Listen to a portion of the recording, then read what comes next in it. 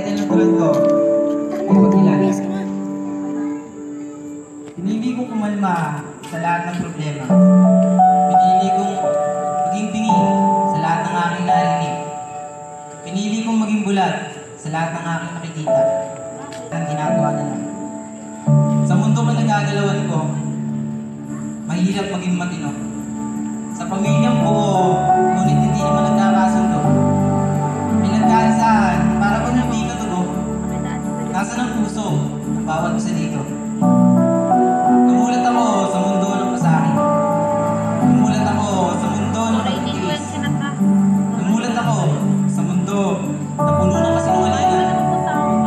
Turing ako ng mundo na parang isang basahan na kapag hindi na kailangan ay pababayaan.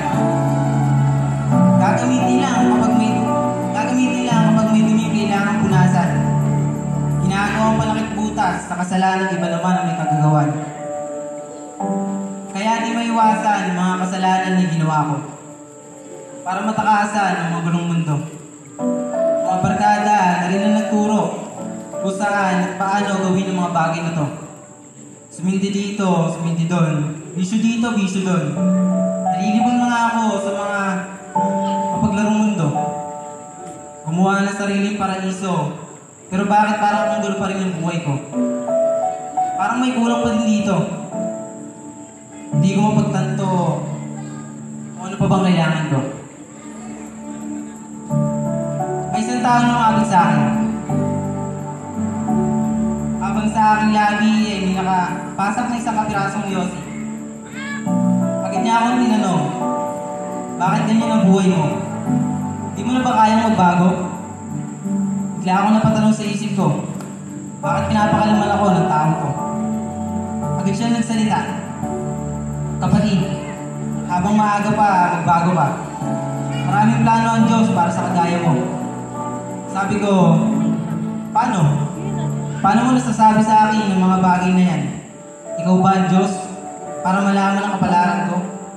Lupa rin naman ang kahantungan ng katawan ko. Muli nagsalita ang lalaki. Kapatid, hindi ako nagsasabi. Diyos ang nagtulog sa akin para sabihin sa iyo ang katotohanan ng may plano ang Diyos para sa iyo. Para sabihin sa iyo ang katotohanan. Alam mo ba, may kaligtasan sa mundo? Tanggapin mo lang ang Panginoon sa buhay mo. Isuko ang mga kasalanan ginagawa mo. Sigurado sa langit ang punta ng kaluluwa mo. Magpakatotoo ka lang sa sarili mo. Hindi ka naman pinabayaan ng Panginoon.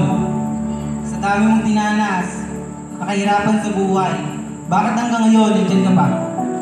Bakit hanggang ngayon nakakausap kita? Dahil ito ang plano ng Diyos para sa'yo.